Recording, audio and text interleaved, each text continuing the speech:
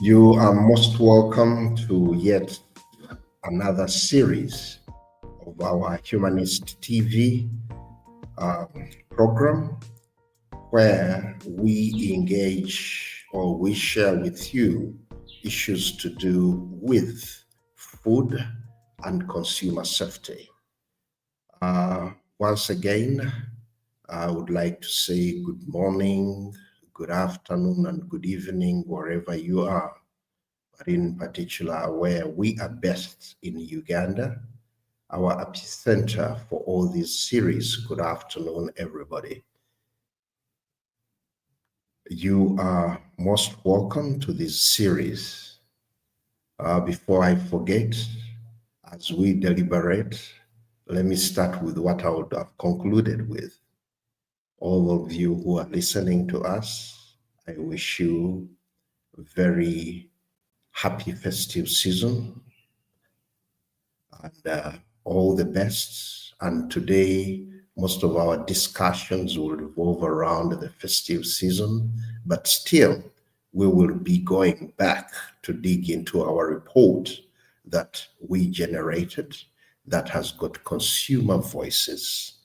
And today, we will be looking at the agri-food sector, the agri-food systems aspect, issues to do with agriculture and food that we consume, looking at the food flow before the farm and after the fork.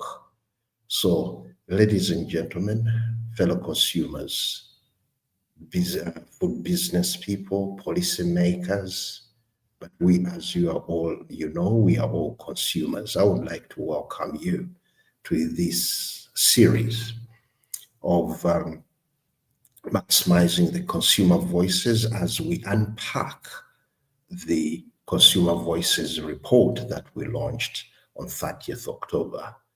And why we are looking at the report, it has got the voices of the consumers which show the plight, the consumer plight in goods and services. And we are unpacking it to give you insights. Further, we are unpacking it using Uganda as a case. But if you're in Uganda, you will relate with it. But if you're in East Africa, you're in Southern Africa, you are in Central, Western, Northern, all in the African continent, you can relate to some of these. But they do not only relate to Uganda and the African continent, they relate to even the global world, because a number of aspects we are going to touch have a way they impact the agri-food systems. So, ladies and gentlemen, once again, as I've welcomed you, I would like also to go back to our hosts and our partners in this crusade, in this mission of empowering consumers with regards to food and consumer safety. Humanist Media Africa would like to thank you very much, the management. I would like to thank all the producers. Dennis here in Entebbe in the studio, to thank Brian in Nairobi and others in Southern Africa, Western Africa, and in Europe, UK, and elsewhere. We thank you very much for giving us this opportunity to partner with you so that we can empower consumers so that they make informed choices, they make informed decisions, they're in position to drive the consumer agenda. And as they drive the consumer agenda of safety, quality, making sure that they get value for their money, this also overflows into making businesses better to provide better quality goods and services. So I would like to thank you for that. And in general, we always enjoy the platform of the Humanist TV Africa. So having said that, ladies and gentlemen, I would like to do a little recap of all aspects that we have gone through.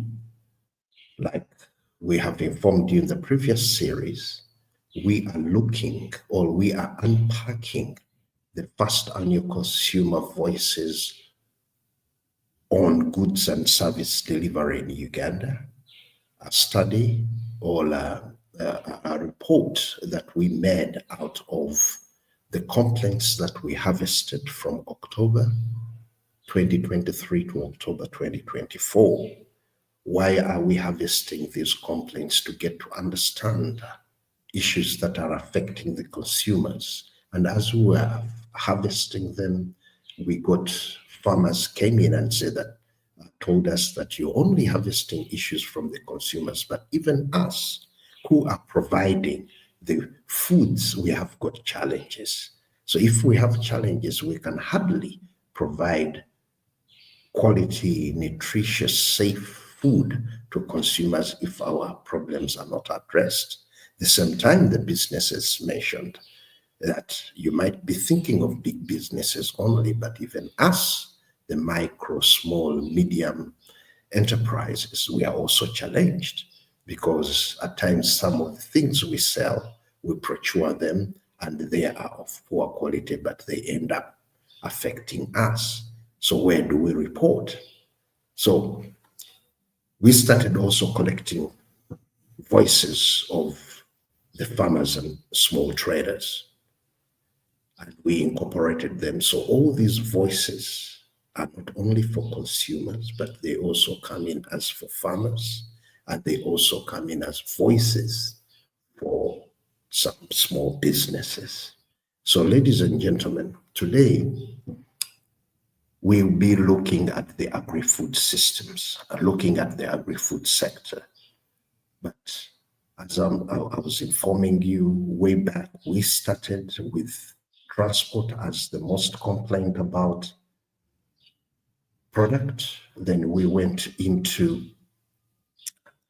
communication, we went into financial services, then we went into electricity, and today we are in to the agri-food systems.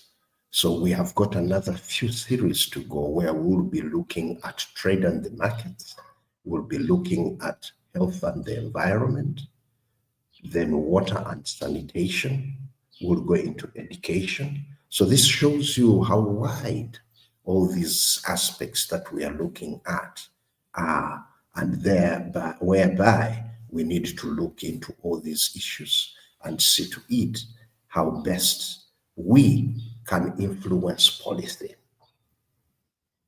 If we all get together as consumers, we can engage the business to do better business. We can engage farmers to do better farming. But it is also our responsibility to be critical aware and take action when things are not going well. And we talk to the policymakers, to talk to the regulators in different ministries, departments, and agencies, and other arms of government, like the legislature, to tell our members of parliament what is affecting us on the ground, to tell our local governments what is affecting us on the ground, to tell the businesses. So this is why we collected these consumer voices, and we keep on unpacking them so that consumers, whether you are in business, the business doesn't provide you all that you consume. Whether you're in manufacturing, you don't manufacture everything that you need. One time or another, you'll go in and consume some other service. So this series of empowering and opening up and unpacking issues that are affecting the consumers. Once an issue affects the consumer, it affects the economy, it affects livelihoods, it affects the environment, it affects the policies, it affects the legal system, it affects social and economic affairs. So this is why we are bringing these, so that whatever sector you are in, you can look at it as a stakeholder or an actor, as a business person.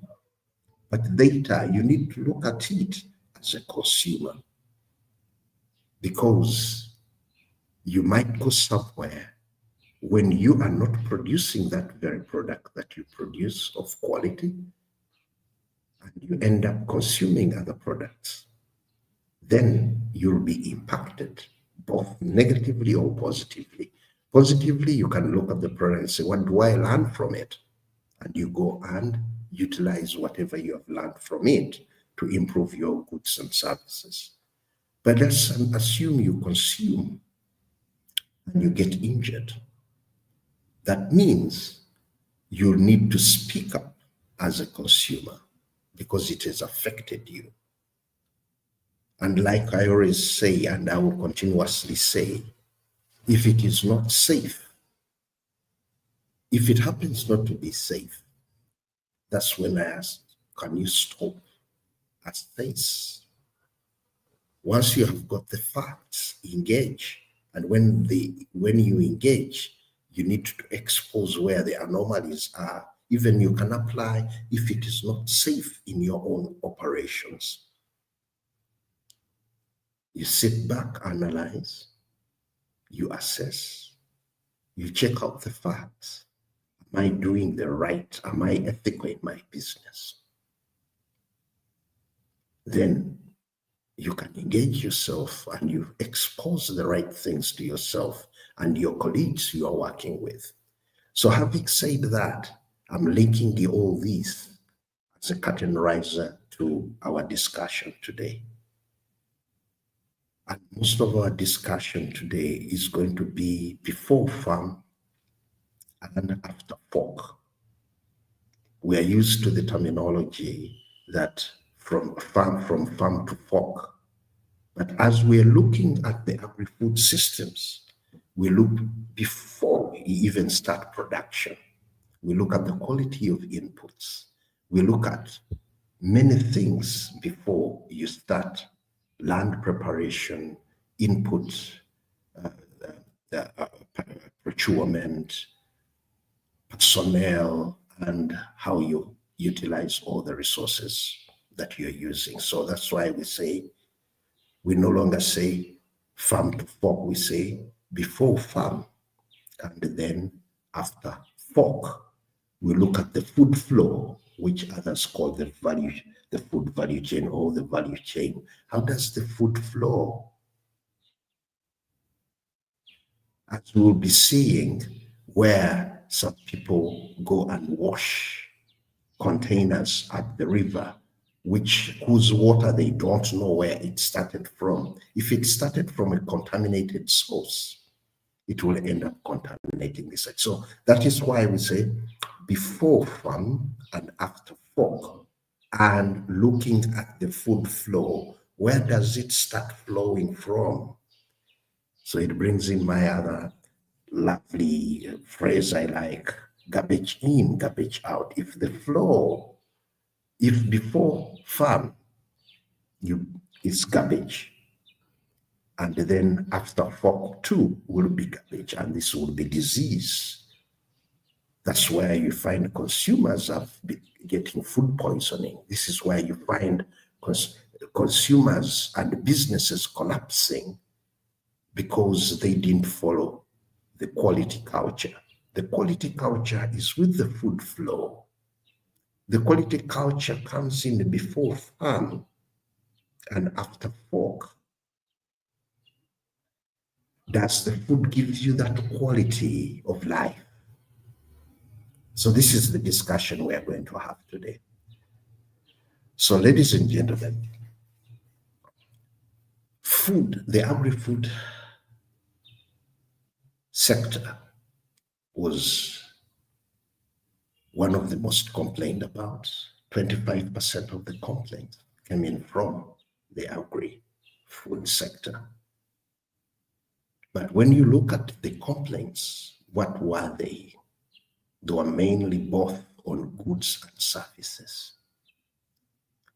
As in goods, elements of inputs into production, whether food was harvested, when it was harvested, it can come into processing as an ingredient But when it's of poor quality, it affects the end product. So all aspects that are in with regards to food, it will bring in the aspects of food loss and waste. So having said that, most of the food or the complaints, the consumer voices in the agri-food system came in showing that 25% of all the 12,000 that we interviewed, about 12,000, 25% of them complained about the agri-food systems. And when we go to the goods, if we are to break them down, 50%, 57% of the complaints, if Dennis could give us the figures, 57% of the complaints were mainly about substandard products or services affecting the consumers or affecting farmers, affecting traders, and then eventually affecting the consumers. The substandard products, they could have been, the composition is of the inputs that were bought to start the production of food. This can be before farm. The input, some of them could be after harvest. Those who are going to produce, then they purchased the produce as raw material and ends up being of poor quality, of substandard. So it affects the quality of whatever is being produced. And all this even affects the agenda of agro-industrialization. So issues to do with the agri-food system are wide and broad. It is not only about agriculture and food, but it touches even other processes. It brings in the processes of, like here you would see that what affects the quality is mainly it was about substandard products. Price fluctuations too affect, unstable prices affect both the farm gate price and the planning to buy inputs to come and start doing production. Counterfeit came in as a major issue. All these affect. Just imagine one thinking that they have got good quality inputs, ends up being counterfeit. Looking at the poor services, if you are supposed to get good services that facilitate your business development, and then you get poor quality service, that means your business will not grow. Just combine poor services with counterfeit and substandard products, inputs, that will show you that that season as a farmer, you are going to be impacted. And not only you who's going to be impacted, the consumers too will be impacted. And not only will the consumers be impacted, but the economy too, and also the farmers' income will be affected. The financial systems will be affected. The environment will be affected. So that's how the agri-food systems, interconnectivity, and all the components get affected by one variable. So the variable of, or the aspect of substandard, counterfeit, expired input, all put together, they can affect a season. And if they are coupled with poor services, as in extension, service provision, the personnel are not there. But if they are there, they give you wrong information. So you'll find that the food flow is affected in a number of areas.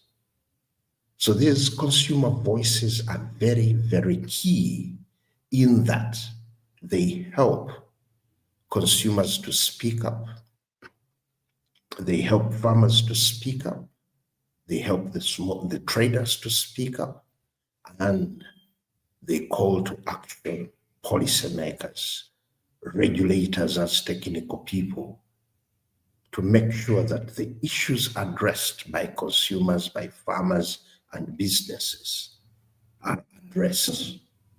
Once they are addressed, they benefit and they lead to sustainability.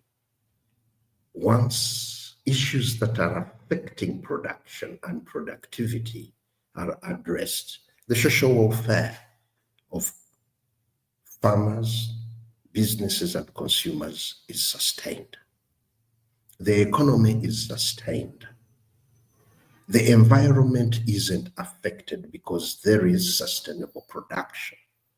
But once the inputs are poor, the services are poor, counterfeit products, their lifespan is not known, they end up being dumped onto the environment. The environment is affected. This also affects competition. It affects technology and innovations. It affects the food politics, the positive food politics. It affects the legal and regulatory systems whereby we would have invested in effectiveness through service delivery. They all get affected by poor production. Ethical issues, health is affected because the consumer ends up consuming poor quality goods or poor quality foods. The soils are affected, the economy is affected. So it is a vicious circle of challenges. So the consumer voices are very key in policy making. So going out and reaching, like my colleagues there, Haurat in Mbale, was collecting harvesting consumer views, consumer voices on the Agri-Food system. And like it is, majority of the complaints that were raised were in the area of poor quality. Poor quality of a number of aspects, like I said earlier, in particular the inputs, which is before farm, on the farm, as the processing is going on and farming, weeding, if you're planting, let's say, seed is of poor quality, water is contaminated, if you're using crop protection products, they are of poor quality, the crop will not thrive. The health of the soils will be affected. The health of the service providers, farm workers, if they are using products of poor quality, they themselves get affected. Your resources are depleted. The other aspects that consumers raised and farmers, the poor quality of chemicals that end up affecting them, but not only affecting them as individuals, but they also affect the ecosystem, the biodiversity, the soil health, all the organisms that will be in the soil to help the crop grow, to help the animals eat healthy grass, to help to facilitate, let's say, poultry to eat quality feed. Those that are in piggery, those that are doing goat rearing, dairy farming, or beef farming, meat farming, all those are affected once the quality of the product of respective categories is poor. if chemicals come in and contaminate, if we misuse them and end up entering the foods chain, we use them not correctly, we don't respect the withdrawal periods, we get crops that have got chemical residues, pesticide residues, antibiotic residues. All these affect the health of the consumers and then ends up abusing their right to safety, their right, their right to basic needs, their right to choose, their right to information. Consumers would love to have information and choose the correct produce, the correct food. Just imagine a business that is genuine is affected by unscrupulous practices. The raw material, if we are to pick maize, maize is sprayed to dry evenly. And once the maize is dried using chemicals, it will affect the quality of the grain. Once it is processed, the residues of the grain, of the chemicals that sprayed the maize to dry, end up, let's say, going into the feeds. And these feeds will affect not only the consumer, but they will affect the food producing animals. Then the chemicals will end up going into the environment, going into the water source. Which water source will water the crops? It will water the animals will go in to drink. The water will be pumped. Whoever is using the water sources like swamps, then they will find chemicals in the water they are using. If human beings are drawing water for cooking at home from that water source, but those that are washing vehicles in are also collecting chemicals, but sometimes also dumping chemicals into the water. Just look at the water flow and the food flow, then it goes into affecting wherever is with the food flow. So we can use this video as an example. Here is a milk tank. After delivering milk, stops at a swamp. They are pouring in water from the swamp, which is source, or which its flow is from somewhere unknown. So the standards say if you are to wash in a food vessel, container, you should use potable water. You should wash from gazetted sources so that the water that is used to clean the vessel that comes into contact with food does not contaminate, doesn't lead to cross-contamination. But look at the source of water. Look at the containers that they're being used to wash the milk tanker. So all of these compromises the quality of milk that will go in there. One might say that the water is flowing, but where is it flowing from? This area could be a washing bay, when most of you have seen that engine cars or vehicle engines are washed in the water source. Then it ends up contaminating. We get petroleum chemicals or petroleum products in there. So all these aspects, that's why we are looking at it as an agri-food system, because water, or the end product of milk, is affected by transport, And one of the aspects of transport is cleaning the tank. So as they clean the tank, they use bad water. And let's go to food processing. I would like to welcome Bernard. And as you settle in, I'll be letting you in as I go into certain aspects here. So as transport, we think that some people will think that the fellow we saw on top of the tank was cleaning the tank, but was using water that will end up affecting the product. In the agri-food system, you will see that the component of transport and container cleaning is one component that will affect food. Then you can look at the component. How is the milk handled at source?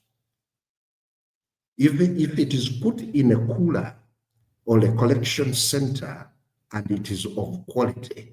Now this tank, after delivering a consignment, is going back to a cooler where there will be quality milk, but will be put in a means of transport that is already contaminated due to washing the tank with wrong water.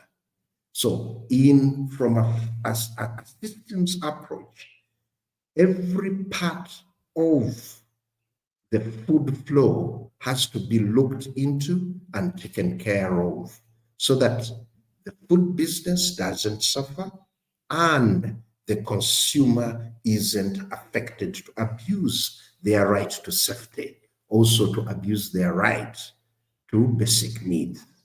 So with this kind of information, it awakens us and it enables us to go and inform our regulators to implement the standards that are in place that require cleaning of vehicles in a proper way, so that the food we access as our basic need is not affected and it doesn't lead us to go for Medicare. So that video we have seen can cause unsafe food, and that will abuse our consumer right of safety. So using this platform, we provide consumer information for consumers to be in position to speak out and raise issues. So ladies and gentlemen, like I earlier said, that these consumer complaints, consumer voices are there to provide information, to provide policymakers aspects that they need to work on to make sure that consumers are not defrauded, they don't end up getting food fraud. They are in position to make choices of good quality of products that improve their welfare. So at this point in time, ladies and gentlemen, I would like to bring on board my colleague, and also he expounds a little further from the sector that we started with, looking at the agri-food systems. Like I mentioned, most of the complaints were about substandard products or services, counterfeit, issues of chemical abuse, issues to do with poor services, issues to do with contamination of a number of things. So from a food systems approach, we are all players. I would like to end this segment by saying that if it is not safe, you anticipate it isn't safe, you need to stop. You need to assess, fact find, or fact check, and then you engage. The engagement is to either expose the dangers other consumers might experience because you are critically aware, you have taken action, and you have got social concern of others as your responsibility. That said, I would like to welcome Bernard also to share a few words. Bernard, how's Nagarama? Well, thank you, Henry. Thank you, Henry, for taking us through the discussion. I was just enjoying. I didn't want you to stop because it's quite interesting that the consumer issues keep coming out. Nagalama is fine. I'm trying to catch up with some consumers live here, speak to them about the subject that we are dealing with right here. And I am talking to the farmers and farmer leaders who are actually responsible for the agri-food system where it starts. So it's important that we keep talking to each one of them so that we can probably improve the status quo of the food that we're actually having. So it's quite a good discourse here. And of course, I'll be sharing with us more aspects that I keep meeting here and there. And during the course of this session, we can learn together. Now, maybe to contribute to our discourse of this afternoon, I keep proving certain things right. Being a nutritionist, I know that the stunting levels are higher in some of the countries like ours. In Uganda, a case for Uganda, you would learn that most of the complaints that the consumers kept on raising, all of them are preventable, but I think it's because majority of the population seems to be having some bit of stunted growth, even among the adults. Because when you look at the complaints that were submitted, counterfeits, substandard products, etc., you realize that people who are making the food substandard, they basically forget that they're actually consumers as well.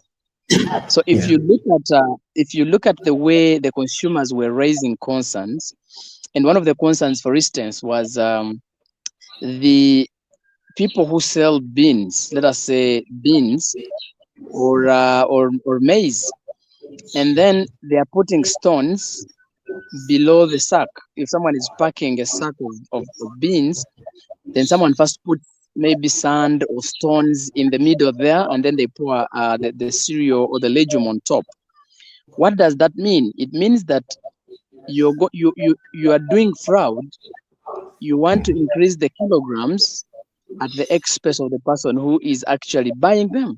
So when the buyer or the consumer reaches home, now they realize that actually if they bought 1 kilogram of maize, in actual sense they have a quarter or half of the maize, and the other half is maybe occupied by stones or sand or something else. Now, this kind of thing, you wouldn't think that a normal human being who is equally a consumer would do it. So you would think that maybe there is a problem with the mind of the person selling, you know. And then also, if you look at other complaints where people noticed that there is formalin or chemical compounds put in meat and in milk, where on earth would someone who is normal and sound put formalin, which is a chemical compound used in preservation of dead bodies? How would they put it in the food of a fellow consumer? So many times people forget that they are equally consumers of the same products.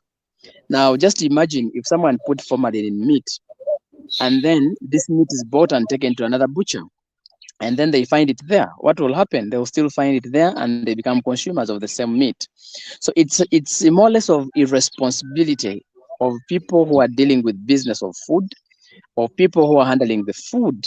That irresponsibility, that unconsciousness, that unseriousness that our people have is what is causing all these challenges that we have at hand. Now, other consumers were looking at markets where the food is. You find the market extremely dirty, extremely dirty. So there's a lot of waste, there's a lot of sewage, there's a lot of market waste collected in the same point for over a period of time, and the councils are not taking it away. Now, how do you expect the businesses to run? Where do you want the business people to put the businesses, to put the food? So people are complaining that our markets are extremely dirty. They are hosting all sorts of garbage, and so they are no longer conducive to host food in such places. But the question also we keep asking, who is responsible for all this mess? Where are our leaders?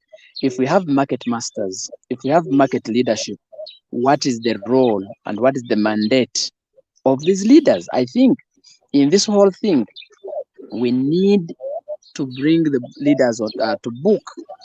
Why is the West not taken away from the markets? Aware that these markets are actually accommodating people's food.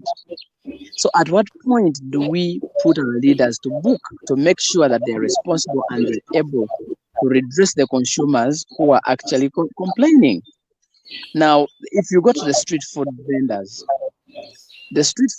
ideally, the Public Health Act does not allow vending of food, but of course the practice is many of the cities in Africa, even in Europe, street food vending is there.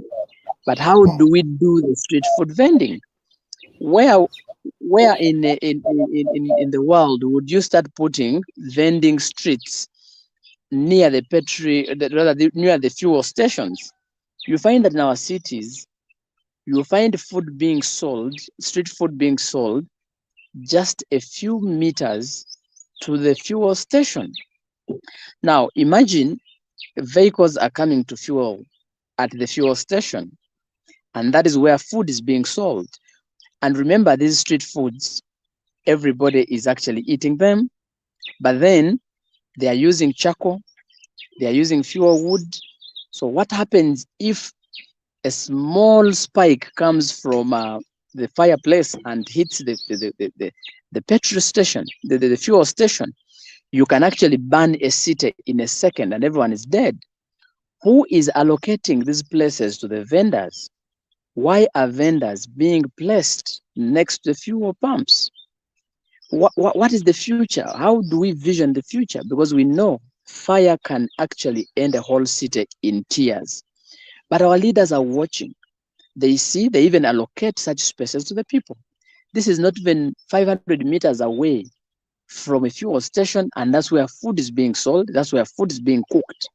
What about our vendors who actually come with cooked food, and then very good food, what would be nutritious food, and then a vendor puts it out there exposed, it's not covered, vehicles are passing, the fumes are passing, the dust is all over, and the consumers keep consuming this food. So how is the sensitivity? How sensitive are we as consumers to reject certain things? But also, how are our leaders helpful in ensuring that all this mess is cleaned so that our people can have access to safe and nutritious food at the same time? Where did we throw the morals that actually you can get human food that you're going to sell to your colleague or to your fellow human being, and then you come and put a chemical on top? Just imagine the tomatoes that we are feeding on in the markets. All the chemicals which are supposed to be sprayed in the garden are now being sprayed on top of the tomatoes inside the market. Now the question is, where are the market leaders? And they watching this happen? What happened to the inspectors, health inspectors, who used to be in our markets and they're being paid by government? These are public health workers who are mandatorily supposed to be working to improve the food safety of our food in the cities. Government has recruited them.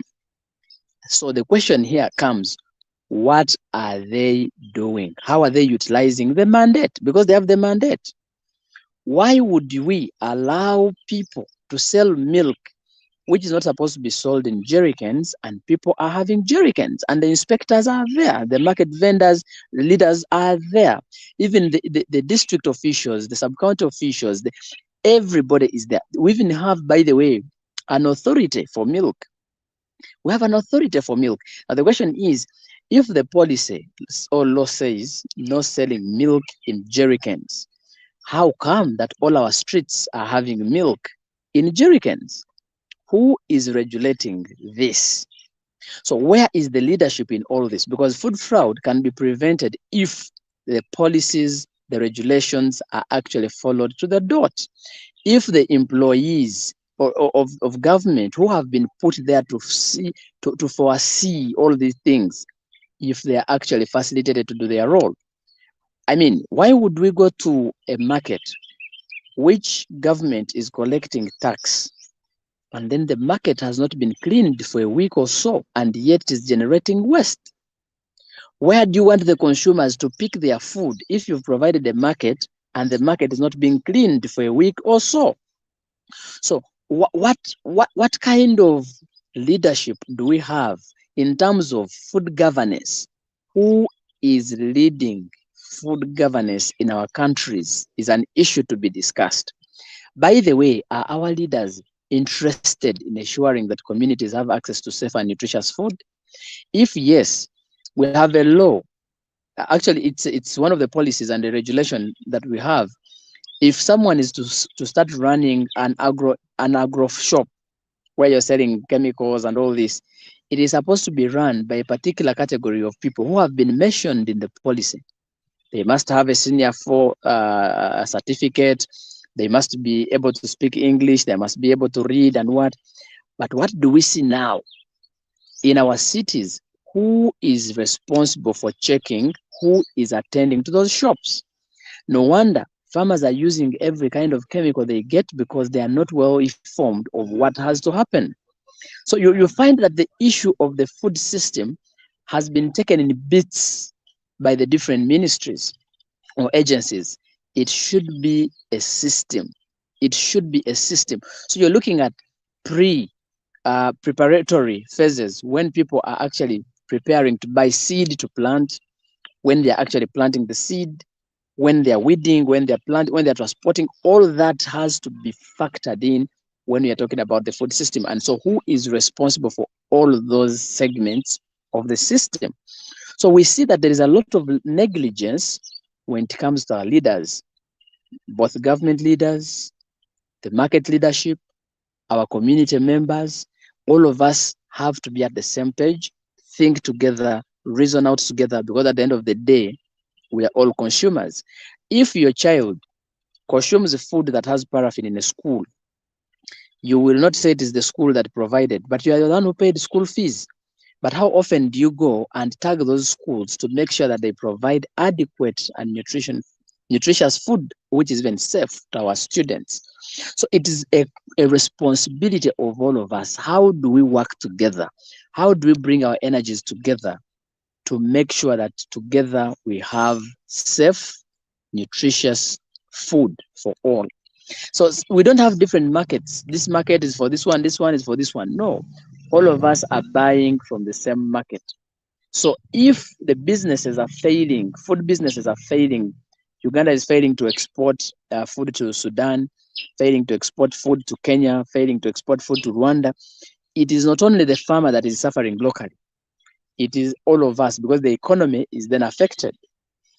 So why do we allow it? How do we even start allowing such to happen in our country? What about seeing food being dried on a tarmac road? Because all this is part of food fraud. A tarmac road, and there is food being dried there. And then where the food has been poured, there is traffic police. Traffic police is watching. What is then the role of traffic police at such a point? Because ideally, traffic police then should think that this food, first of all, it is drying in the wrong place. Secondly, that food can be a risk to the accidents that are happening on the road, because food can, if it is maize, vehicles can slide off the maize. But if the traffic police person is interested in the safety on the road, what about their interest on the risks or on the potential factors that can actually hinder the security of people on the road? So it's a little bit everybody to think about this whole value chain, because at the end of the day, even the traffic police person will live wherever they are standing, where they have left this food, and they eat it in a restaurant tomorrow. What about agriculture police? This country is very endowed. We even have agriculture police. The question is, if people are transporting animals wrongly, you see animals coming from Karamoja to Kampala, but the animals are stressed during the course of transportation, and there is a regulation on that. So people end up eating meat that is highly toxic. But the question is, where is the agriculture police in this whole discussion? And they seeing these things happen, and what are they doing? So I think we need to be responsible. We need to think about food governance than any other day. I think we must be thinking about governance of the food system as a priority. Otherwise, we're going to lose the economy, we're going to lose the people, because we're going to die just because of the poor poor concerns of food fraud, of food handling, of poor management of food stores, etc. We have seen that in most of the areas we have veterinary officers who are actually mandated to inspect all the meat that is supposed to be consumed in all cities in the whole country, and they have been put at sub-county level, at division level. These guys are there earning a salary from the taxpayers' money. But do you realize that during the course of this data collection, we realized that actually most of the meat is being inspected by school dropouts. Actually, the people who slaughter the animals are the ones carrying the stamps. So whereas the inspector is mandated to carry the stamp that will be putting on the meat to stamp it that, hey, I've checked this meat and it is safe for consumption, they have given the stamps to the community members who are actually the ones slaughtering. Why is this so? Because we don't have a system. At what particular time we're supposed to be inspecting? Guys start slaughtering animals at 4, 5 a.m. And the agriculture officer or extension person or the veterinary officer is not anywhere in the picture. They come to work at 11 o'clock or maybe 9 o'clock when all the cattle has been slaughtered for the day. So at what point then do they stamp, do they inspect these animals? So it is an issue of governance. It's an issue that we need to engage as much as possible our governments to be more responsible, to be more careful, to be more resonant to the people. But otherwise, if people are complaining and we present these issues probably to government and government doesn't do much, we're going to lose the population, we're going to lose the economy, we're not able to export food products, and we end up in poverty. And now you'll find that most of our consumers who are reporting these cases, at least they had an issue with their health, because of the nature of the food that they have been eating, because of the chemicals they have been inhaling, because of the too much waste that is accumulating in our cities, in our markets, which waste is generating more ozone gases, which are methane and all those, which are actually affecting the climate. And then we are busy saying, okay, now climate change. But what is the risk factor to this? It is the issue of the wrong methods in the agri-food system. So we need to correct the food system as fast as we can, right away from managing seed, right away from issues to do with marketing, issues of production. How are we producing? What chemicals are we using to produce? Which mechanisms are we using to make sure that the food reaches the plate? How do we handle food in the restaurants? How are we handling food on the streets? How are we handling food in our kitchens? How are we handling food at the time of consumption? So, ladies and gentlemen, as we go into the festival season, it would be nice that we think about the system that gives us the food. How the farmers are producing the food should be interest of the government. The other time, the consumers were reporting that some gentleman in one community had processed, can you imagine, processing treated maize? This is maize that is meant for planting the next season. And someone has processed it into maize flour and is already selling to the schools, is already selling to households. Now the question is, when a school comes to buy this kind of maize, what are their quality control mechanisms to make sure that the food they are buying meets the standard? So the question is, if we have the bureau that is supposed to be regulating the standards, and they have put up a standard that schools must buy food from certified service providers, why would the school then go and buy food from a non-certified service provider? And the parents are watching. How many of us go to our schools where our children are and we ask the school management the source of the food for our children?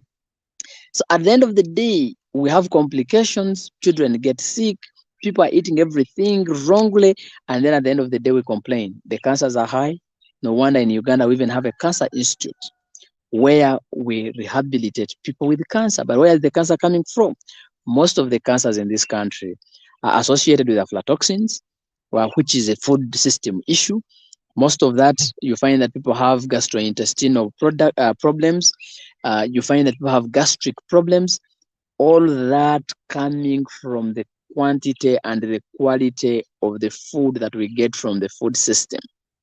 So it is very healthy that we have this conversation and we attract more people to actually join us, a few of us who are trying to do this campaign, to bring everybody to book. Who is supposed to inspect animals? They must be put on book. Who are those in the Ministry of Agriculture police that are supposed to be inspecting fish, animals, whatever? They must be brought to book.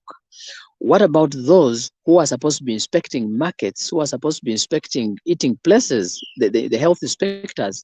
They must be brought to book. What about the ministries that are responsible for all this mess? They must be brought to book. Why would a country such as ours have more than almost 50% of the chemicals that are being used in the industry, in the agricultural sector, not being able to be used where they're coming from? Where did we reach this point where we can even accept highly hazardous pesticides on our market? When did we reach this level? And who is responsible? They must be accountable to the persons to whom we are causing trouble. Why can't government ban the importation of highly hazardous pesticides, for instance? Why would government accept, in the name of getting tax, why would government accept chemical compounds that are not used where they are coming from, and we accept them here? These are the questions that we kept asking ourselves when consumers were complaining about all this mess in the food system. Who allowed the people, for example, to start selling formalin in the normal shops, in the normal clinics, in the normal drug shops? Where did that come from? What does the law say about such a chemical? Under what circumstances should that chemical be used, and where should it be sold? But why is it that is loitering on the market? What is government doing?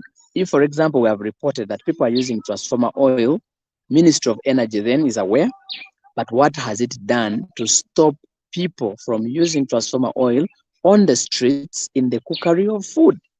So I think this is where we need to put a lot of energy to make sure that each one of us, each of the actors and stakeholders are actually brought to book, understand these perspectives, and support consumers to be able to meet the rights of consumers, but also to make sure that the consumers' responsibilities are felt and the consumers are more responsive, consumers are more, they are more enthusiastic for their health. I think with those so many remarks, I feel that it is really a disappointment that our food system is weak and our food system is letting us down, and yet it's supposed to be building us. And so during the course of the festival, colleagues, let us try as much as we can to have a proper system where our people who are going to eat a lot of food are able to get right food, which is safe, nutritious, and adequate. Yeah, thank you so much, Henry. Sorry for taking quite long, but yeah, this is, yeah. No, Bernard, you didn't take long. It has been, you're even short because we wanted to expound more. But like you said, we can come back to the program once again. And the other aspect that I find that you've raised the issue of eating safe. We shouldn't be overzealous by eating more than we are supposed to eat because our tummies will get upset. We need to do a lot or not to lose, to have food loss and waste, because we will need that food in January when we have this food.